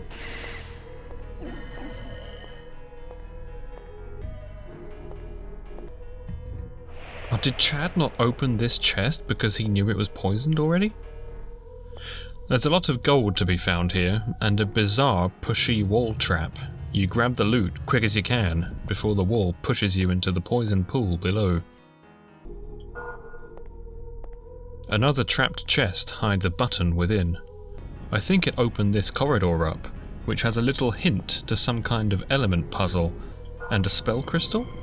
Don't mind if I do. Remembering the Elements poem with some difficulty, we push the switches in sequence. Failing will drop us into the same poison pit I mentioned earlier. Ring of Wisdom increases magic power. Okay, worth. We've got some firewalking to do soon, so I decide to repeatedly cast fire resistance to level it up to 3. Standing around casting buff spells on ourselves to level magic. We Elder Scrolls now. It wasn't enough though. I didn't spam heals hard enough. We could have stopped the floor is lava by dropping off at this point and smashing our way through this brittle wall. The stone faces are vomiting lava, but just as way earlier in the game, they're impervious to magic, so it's melted feet for us. On return, I realise these spears are stupid. There's probably a way to turn them off, and here it is. The floor is lava, once again, but this time, after chugging absurd amounts of potions, we've got the King's Map. It's an actual 3D area map like Metroid Prime. Damn. I'm immediately alerted to a hitherto unhidden room hiding the legendary KF blade, the Triple Fang. This one doesn't regen our magic though, and its sword magic is just a curio to me.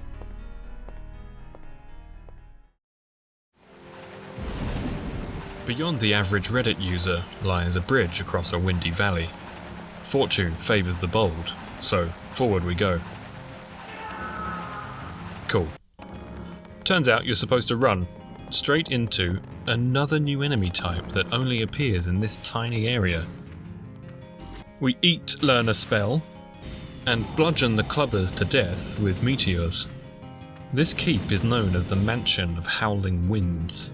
I didn't see any wind other than the big wind cutters outside, but that's fine. Upstairs, a praying statue reveals himself to be none other than Serac, of Named Chest fame. To save the forest folk, he learned from the Dark Ones the art of creating life. Very interesting guy. Now what loot can I get from your house? There are some ominous doors.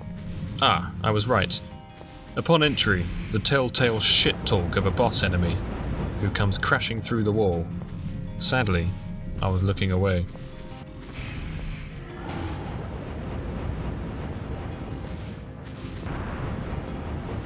I wouldn't be threatened by his spin to win usually, but the combination of foes is always tougher than a group of the same type. I choose to wall them out. What the fuck, this guy's a badass. But I think at last we're becoming powerful. Serac's key, and some kind of water key. Who's this little liquid bro? Is he a Ghanaian? Were the clubmen Ghanaians? Ghanaians? Such mystery. What say you, Serac? Well, he made the Ghanaians who went crazy, so he turned himself to stone. Quite the tragedy. Okay, this last line hits hard.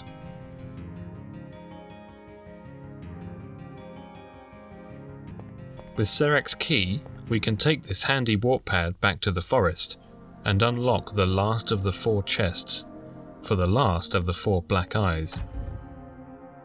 We rush down to the king's palace and back to the kingly door, which I'd forgotten about. The unwise king was sealed in here, but I thought the king was that skeleton in the throne room. Honestly, I lose track. The unwise king is wise in the art of creating skeletons, it seems. In fact, he just can't stop. I spit my hot bars at him, and he gives me a standing ovation. Then we're summoning lightning at each other. With some arrogance, I tried different spells on him, including the crappy Eclipse, and almost paid dearly for it when they carved me up. You're dirty. Take a bath. Been on that chair for centuries or whatever. Get rinsed, son. Dear viewer, you dropped this. We don the king's crown, which also raises magic. My black eye gets wedged into a door. Lovely. And it's up the stairs to... Look at these golems. By the side of a bridge. They remind me of... Oh, god damn it. We must reclaim what is, as from fans, always by our side. The lawful blade we took from the corpse of legendary swordsman Septiego is dipped in the pooled moonlight, to awaken once again as the moonlight sword. But sadly, this is yet another legendary sword that doesn't regen MP in this game, so it's not as useful as it usually is. The rays of moonlight from above, sword magic, is pretty cool though. The MLG sword, now activated, can dispel the barriers protecting pieces of Lord Mew's armour. Who is Lord Mew? Literally no idea. I've got less idea about him than any of the other random names thrown at us throughout this story.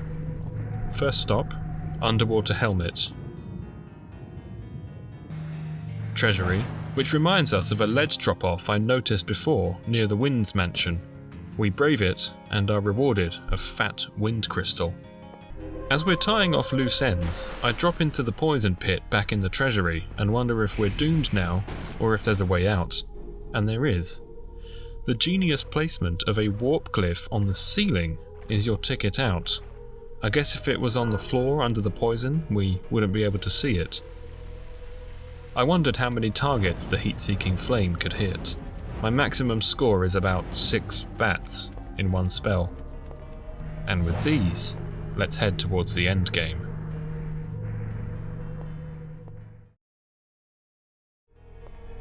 Down, down, to the deepest part of him. Leave a comment if you get that reference. The waterlings again. We head through the green goop. The waterlings are some kind of bulwark against the darkness, or something. Still confused. Anyway, I notice a slot, so I shove Thing in the slot, and now the water doesn't damage us anymore. Each room nearby has a different enemy, and they're often the KF classic of bigger enemy models. Wow, big slime. The dark can't have been that threatening if the only defense needed was some green goop and water babies. The music announces our arrival. We're close now. This is the ancient battleground where the forest folk fought the Dark Lot, and I think they lost, considering the state of the city. Either that or both sides suffered catastrophic losses. For some reason, there's a prison down here, and the entrance to Hell is guarded by Cerberuses? Cerberai? Kerburai? The whimpering dogs face my judgment, and are found wanting. Beyond a suspicious wall lies the final warp stone. Strange cellmates these. Good thing we're packing area of effect. Another piece of the ultimate armor set. We better complete it soon because we look goofy at the moment. But check out our codpiece. Where's that dog going? What? Damn, he got us. Beyond the prison, the red Arima makes its appearance once again, and hits us with a flying teabag assault before summoning more filler skeletons to pad out the numbers. Man, either this judgment spell is amazing, or we're becoming the magical powerhouse that we usually are by the end of these challenges. And judgments now hit level 2, we can even snipe the second flying demon through his shield. Around the corner, finally our Mew drip is completed. It's the most subtle of the endgame KF armor sets. A bridge made of dead dragon takes us to gravestones that scare me into retreat, and making our final preparations. Introducing the Moonlight Dog. I went for another sweep of the prison. Like any good dungeon crawler, KF loves to disorient and confuse the player. How did I miss this guy? Is he one of the forest people? He's using dark spells and a suspiciously purple-looking blade. You know, this might actually be one of the harder fights in the game for me. Maybe because I'm insisting on casting Moonlight Sword magic at him, which means I need to stand far enough back to not accidentally make contact with the blade and fail my whole challenge. I'm healing via spells instead of menu too. Nice that I can hit him behind pillars, but my patience runs out before my MP, and I blast him in the face with shotgun judgment. The last warp wand is welcome. I set my warp in the cistern place and go home to restock. Let's face this dark truth. Who awaits us yonder?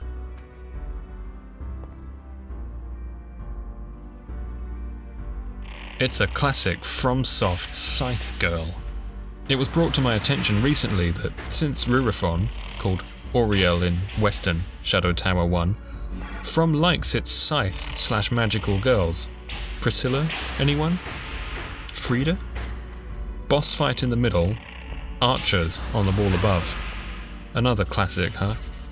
I figure my light spells are a good antidote to dark, so we gradually wipe out the minions, before turning our attention on the boss. She goes invisible, and I'm not sure if she can be hit in that state, so I wait. Turns out she can. My MO is the same as ever: circle strafe, while walking back, and fire. The poor girl can only take so much. So passes the last of the Dark One's 4 servants. There it is. Remember we have a mission? Return the Dark Idol, whence it came. This is whence. You can't tell me this isn't cool.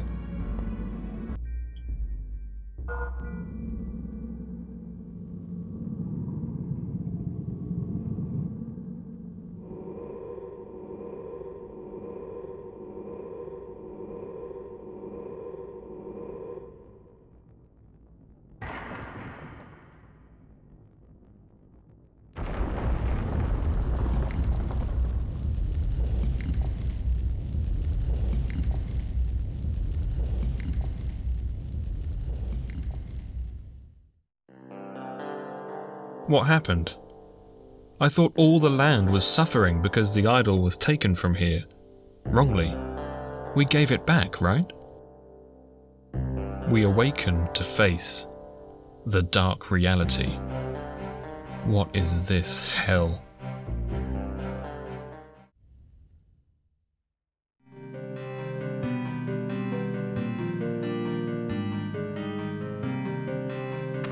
Nothing is stable, nothing certain.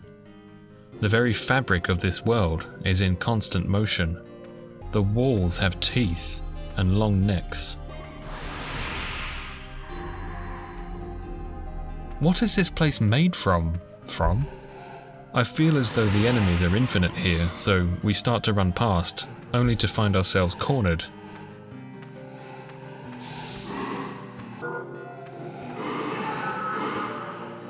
Reality check. Maybe they're not infinite, but we're not waiting to find out. The King's map still works down here, so we scope the way out and make a run for it. I hate these things.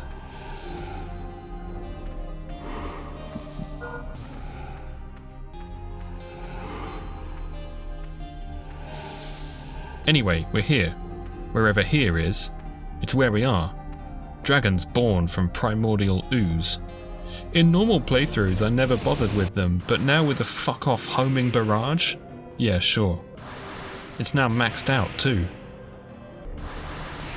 What is this, though? What am I looking at? A couple of judgment salvos see it dead, but this one respawns immediately, so we go upwards instead. Dragon overhead, 2 golem bros. It's not looking good. I do enjoy this otherworldly horror. I wish they'd done it more.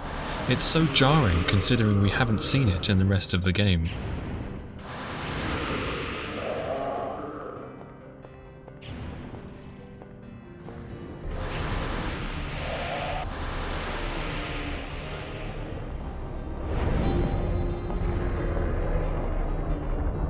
You seek the dark, too?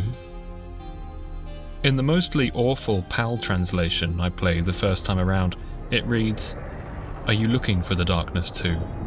And that line hit hard for me at the time. So this thing is the Dark One, and it's impervious to magic. We cannot scratch it. That's it. And just to check, I went through the list of every single spell in the game, trying to hit him. Nothing.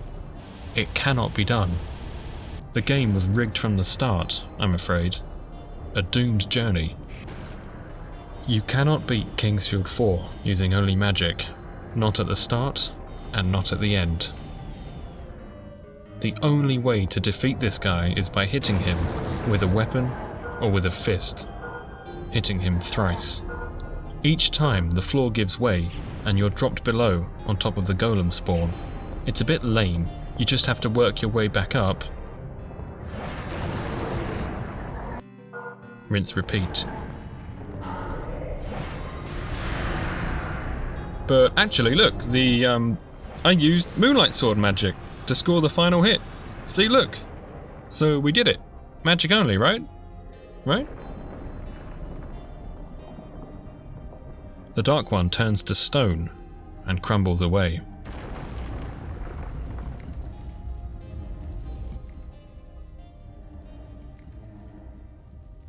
We've done it. We've finished Kingsfield 4, the ancient city, or 98% of it, using only magic. From very humble beginnings, not having enough MP to cast 1 fireball to burn 1 web, to the magical juggernaut we expect in the endgame. In the early game, every MP mushroom counted. We were desperately searching for them, saving up, but once the Stone Guardian was defeated, we gained access to the mana pool. This was when the game opened up, and while we barely scratched the surface, we could now fully explore and eventually master the ancient city. The long-awaited conclusion to my series is now done. This video was much bigger and harder to finish than I expected.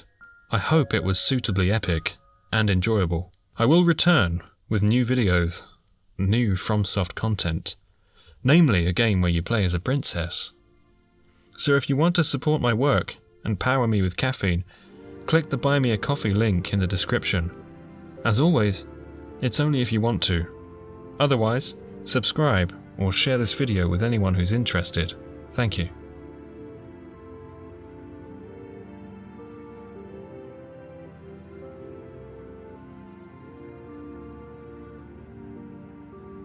You and I, dear viewer, we'll meet again, sometime soon.